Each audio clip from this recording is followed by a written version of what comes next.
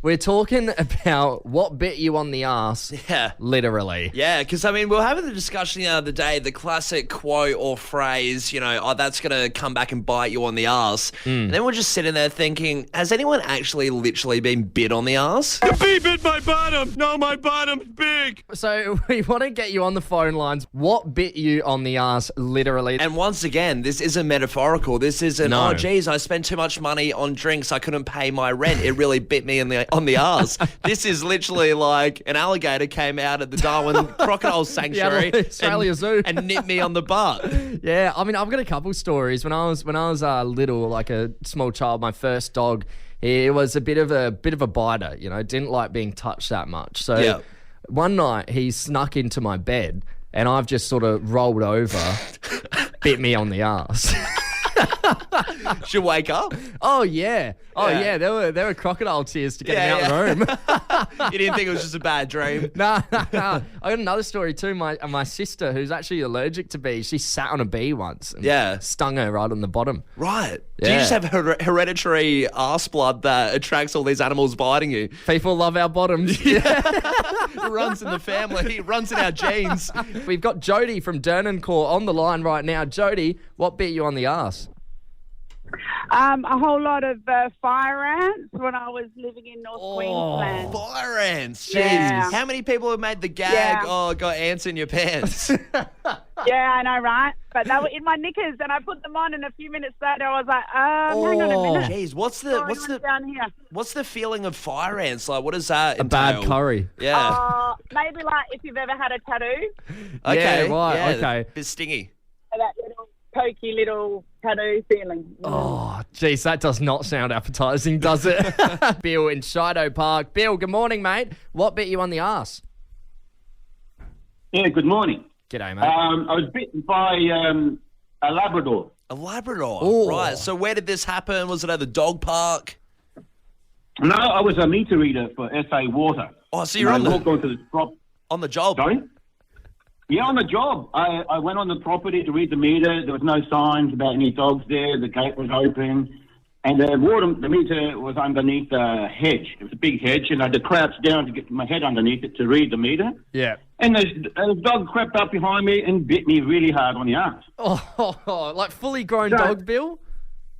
Yeah, it was a fully grown Labrador, light brown in colour, and I started yelling at the dog. The dog backed off, so I got up off my knees and started chasing him around the front yard. And the owner came out and said, "What are you chasing my dog for?" I said, "I'm trying to grab him." Yeah.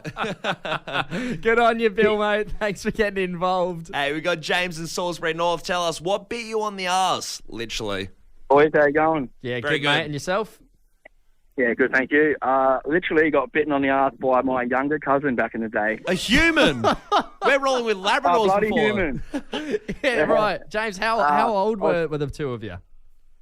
I think I would have been about 10 or 11. He was probably 4 or 5. Jeez. I was trying to change the CD, and I had to reach up a little bit higher to change the CD, and he's come in out of nowhere and just chomped me right on the bum.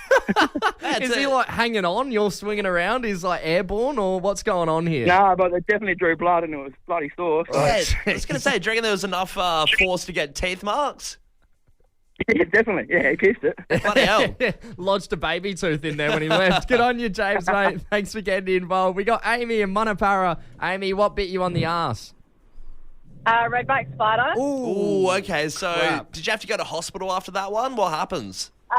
Yeah, I spent probably 3 or 4 hours in the hospital, and I was on 10 days of endone and some pretty serious painkillers. Right. Okay. So Right. what is it? Do you reckon that's a common thing? Did they say at the hospital they see that a little bit? Spider bites on the arse? Yeah, but not where mine was. It was in quite a sensitive spot that I probably shouldn't mention on the radio. Oh, I think we're getting the picture, Amy. Good on you, mate. Thanks for getting involved. Brett from Port Adelaide, tell us, what bit you on the arse? A goat. A goat? Where did that happen? Where were you? I took the boys to the zoo when they were kids, and you know the playpen where you get a little bag of food and you feed the sheep and the goats out of the zoo? Yeah, and we were feeding a sheep, and it was a hot, sweaty day too. I had these thin shorts on, and he just came up and hit me right near the cornhole too. It wasn't on the tee. God.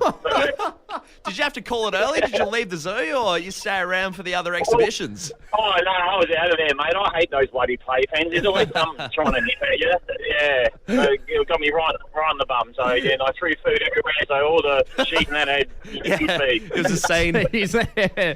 That's the wrong feed bag. Yeah. Hey, let's wrap things up here. We got Neil on the line. Neil, what bit you on the arse, mate?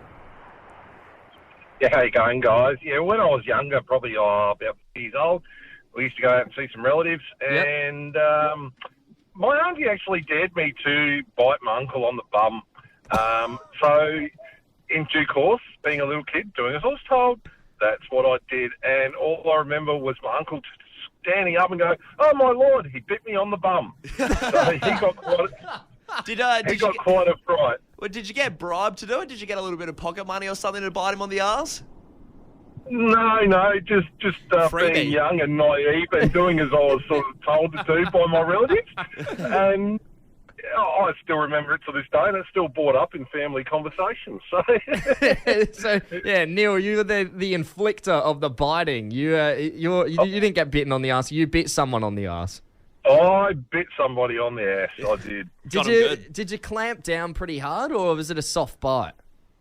It was probably clamped down pretty hard. I knew no better back then. Had to get pulled off by the legs. It was a whole thing.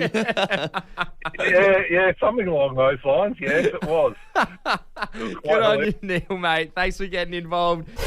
Tom, he did a fire drill at work the other day. Yeah, and, well, I mean, if you can call it that. Well, it was very relaxed, and I feel like all the fire sort of drills are a bit nonchalant, whether you do it at school or in the workplace. They remind you of, TV shows like The Office, really. Yeah, I mean, our fire drill that was on the other day, there was no, alarms or anything. It was just going around looking at fire exits and stuff, but it was very similar to that Office scene, this one. Oh, my God! Oh, my God! Fire! Oh, fire! Oh, my goodness! What's the procedure? Yeah. And our boss actually does share some similarities with Steve Carell in The Office, I'd say. Yeah. Some or quite a lot. I think that's how we learned how to be a boss. Yeah. Watching The Office on repeat. Yeah, it didn't have qualifications. It's just all from that box set. It's all about confidence, baby. That's it. But no, it was very funny, and I feel like a lot of workplaces do that, fire drill kind of procedure, and you probably don't think it's that necessary until something happens. And the same goes for when you're at school. It got us thinking that when we were in our school days, Tom, when we were at CBC in the city. Yes. And there was one fire drill, though, that sticks in my head that we thought, because it's almost like Boy Cried Wolf, all these fire drills. You think all of them are fake because you do a couple of them a year. Yeah, I remember at one point we were doing so many, and they always do it on a hot day as well. So you're like, geez, well, I mean, anything could happen. And then at CBC, they would direct us up onto the sports field, which is upstairs. It was over a car park, this big, massive sports field sort of thing, and it was covered in sand. It was like AstroTurf and then sand on top, and they said because there's sand, it'll stop the fire. But we're on the second level. we're going up stairs, which are right next to the exit gate. 100%. It always baffled me because, I didn't get it. Being a rooftop sports field, also, I don't think the fire is impervious to sand. My money goes that fire could penetrate through it. I don't think it's going to block it completely. I think it does. I think it does do the trick. I don't think so if there's an absolute inferno. Yeah, I think it does. No, I don't think so. But either way, we're stuck up there, so the only choice would be to rappel down or bungee jump. It was always an odd choice, but I think the funniest one was we thought it was a fake fire drill where you have to go up there in a line and sit around or whatever. And then the rumor goes around that it's real. The whispers start flaring up. Everyone's like, no, this one's actually dead real. Yeah. And then it goes through your head, crap, I'm on the sports field. This sucks. And then we find out, the principal comes out and he's like, guys, not that it wasn't a false alarm. It was real indeed. Well done for how you handled yourself. But it was a piece of bread in the toaster. Yeah. It was a canteen fire. Why are we on the sports field for a bit of burnt toast that the canteen lady chucked in for 2 extra minutes than she should have? There was no actual fire. It was just a burnt bit of bread. What happened? Everyone's in panic. hysteria on the sports field, and it was toast. That's how some people like their toast, I guess. Yeah. Hey, we're going to open up the phone lines here, Adelaide. What's your best fire drill story? What happened on the fire drill? Was it in the workplace? Was it something that happened when you were back in school? We want to hear about your fire drill stories. Did something crazy, did something wacky happen on it? We've got Henry on the line. Henry, good morning to you, mate. What happened on the fire drill? Yes, morning, boys. I had a fire drill happen during my Year 12 exam. Right. Oh, Okay. It must have been a real one then, surely, right? No, just a drill. Right, a drill. During the exam? Who organised that? Yeah. Well, I don't know. what was it? Were you pretty prepared for the exam? Was it or were you a bit dusty on it? Was it a good thing that you got to get out of it? Oh, I was pretty relieved to get out of it. Yeah. Yeah. Well, sit there and do it, right? Did they give you any sort of extra credits or anything for stuffing you about? Because surely that was a mistake. No, just went straight back after the fire drill was done and, continue with the exam. It makes me think the principal must have had something on that they had to dart off to. Yeah. Jeez, forgot my wife's lunch anniversary. I've got to really skip out of school on this one. I know what. Put a fire drill on. Yeah, but so the exams. Good on you, Henry. We got Bridget in Glenelg on the line. Bridget, what happened on the fire drill? Morning, lads. Morning. This was not technically a fire drill, but the office I used to work in was a bit like high security and people would come and protest and stuff. So their drill was getting actors in and they would like send in fake anthrax envelopes and see if they could get through the reception desk and they'd have people come out and stand out the front like with protest signs and see how everyone reacted and try and get people to like get into the office. So it was like all these paid actors. Was it pretty easy to tell who was an actor and who wasn't? They were just handing out headshots afterwards? Honestly, no. Like so many times we failed. That's bizarre. Imagine like these struggling actors getting this gig. Like, Mum, it's happening. Yeah. Is that Xavier Samuel? Handing me an anthrax envelope? Jeez, that is intense. Bridget, how many times did you go through this? This would be like, I don't know, every 6 months or something. But Wow. yeah, it was wild. It was wild. Really fun though when you figured it out. Weird. Yeah, it sounds like a really extreme escape room. Yeah. Good on you, Bridget. Thanks for getting involved. Hey, Michelle and Parallel, wrap us up. Tell us what happened on the fire drill. I used to do lots of sport in high school and had to represent the state, so I always had to sell those boxes of chocolate. Oh, yeah? So as soon as I'd feel the alarm, I'd quickly run to my locker and get the boxes and start selling it all on the oval. Get the math books. No, I've got chocolates. Yeah. You have to have your priorities. No, yeah, exactly. It was a good way to sell it on a quick. So what, you'd take your boxes of chocolates, would you actually save them or would you eat them just in case? No, I'd sell them because I was fundraising for my state team, so I had to and everyone's got loose change, and all the kids are on the oval, and I just walk around and sell chocolates while we wait until we got someone to go back. Wow, little side hustle in the case of emergency. Michelle's hitting all the categories right now: side hustling, fire drills. Yeah, stop, drop, roll, eat chocolate. Yeah. Correct. Tom, have you ever looked at the Easter stats on how much Australians spend on chocolate? Oh, no. It's a crazy amount. And I wouldn't recommend anyone doing it. It's a real look in the mirror, isn't it, of how much we do spend on chocolate every year. So the average consumer for Easter, and these come from stats that came about last year in survey, $62 per person on average for Easter. And then 75% of chocolate consumption over the whole year comes strictly from Easter. Right, like, really? Over these next few days. 75%? 75%, which is weird because, I guess we don't really spend that much on chocolate then throughout the rest of the year. It really is just bulk Easter, but I didn't realize it was that much. Yeah, well, I mean, personally, I'm on, like, Easter Bunny's hit list. I do not like chocolate at all. Oh, he's going to take it out. chocolate! My beautiful chocolate!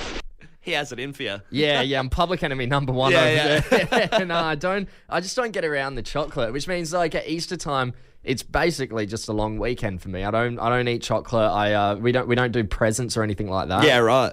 I mean, it's interesting because, lastly, one other stat I'll just throw out: $1.7 billion gets spent on Easter chocolate treats. Jesus, across in the world. No, Australia. Oh God. Yeah.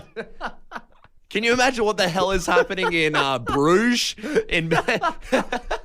or in Germany or something like that, where chocolate is skyrocketing? I can't imagine how disgustingly expensive all the chocolate is, what they spend on it. But yeah, 1.7 billion on Easter treats just in Australia. Crikey. So it is interesting how much we do spend on chocolate, but it's funny that you say, you don't really, your family doesn't really spend that much money on chocolate. My family do, just not on me, because Right. I don't eat the chocolate. Yeah. But my family love chocolate. Yeah, they'll get around it. And Easter time is like their cheat time, where they're like, yeah, we can have chocolate, as much chocolate as we... I remember when I was little, I used to like chocolate. My taste buds have changed over the years. But I remember when we were little on Easter Sunday waking up, that was the one day of the year we could have chocolate for breakfast. Yeah. Great day back in the day. These days, couldn't think of anything worse. Toast and chocolate.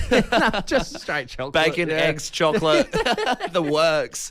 But it is interesting that a lot of people, they resort to presents as opposed to chocolate. And that's something that when I was growing up at school and stuff, you'd hear about kids getting, pajamas or, little knickknacks, things like that for presents as opposed to anything else. But then I found out recently someone was giving their kid, get this, a PlayStation for Easter.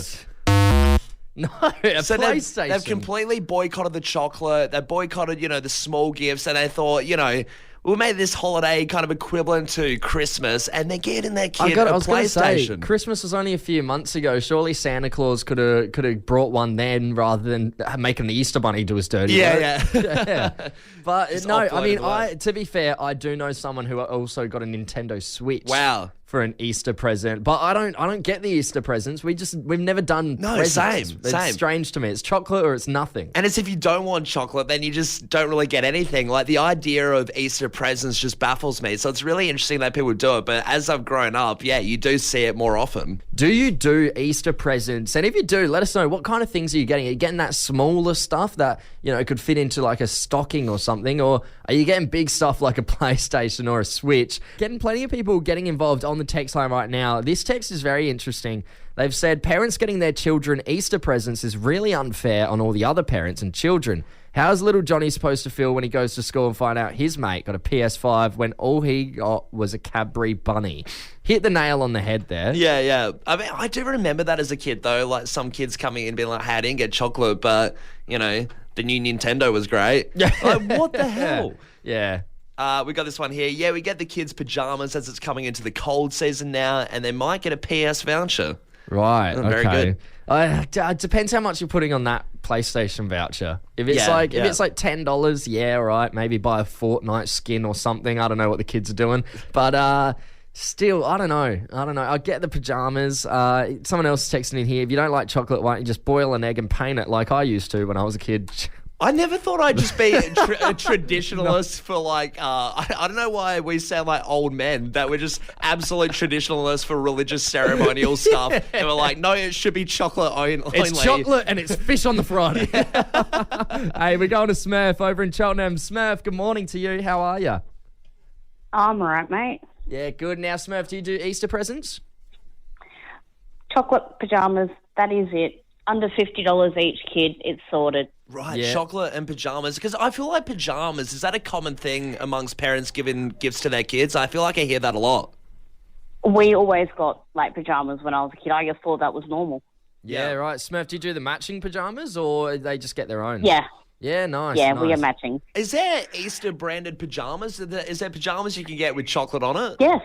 Oh, there you go. Well, not like chocolate pajamas, but I do like your bunny ones or ones with eggs on them. Yeah. And Callum's looking for some edible pajamas. Yeah.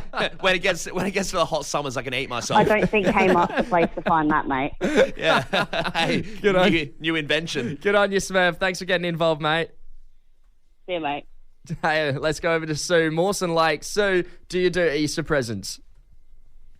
We do, but it's the same tradition that we had as kids, where I always get the Cadbury egg card and a pair of pajamas and slippers. Right, okay. And my brother was always a Kinder kid, so he still gets the big Kinder egg and pajamas. Oh, so you still keep the tradition alive? You're still rocking around with the pajamas and chocolate? Yep. Yeah. We're in our 30s, and my mum still does the same. And do you have kids, Sue? No, I don't. Okay, so do how much chocolate are you buying for the Easter season? Is it just for family or extended family as well? Bit of both and some friends as well. Now, Sue, would you get And the... I'm a teacher. Yeah. Oh, I'm a teacher as well. So I buy for teachers at school as a little Easter gift in their pigeonholes. Yeah, no, okay, that's sweet. So, as a teacher, do you see a bunch of kids getting spoiled around Easter time with anything more than pajamas? Any really luxurious gifts? I sure do, and then they get grumpy because all they got was an Xbox or all they got was a PS5. Sounds great. Oh, my God, that's insane. What are they getting for Christmas? Lamborghinis. Exactly. Good on you, Sue.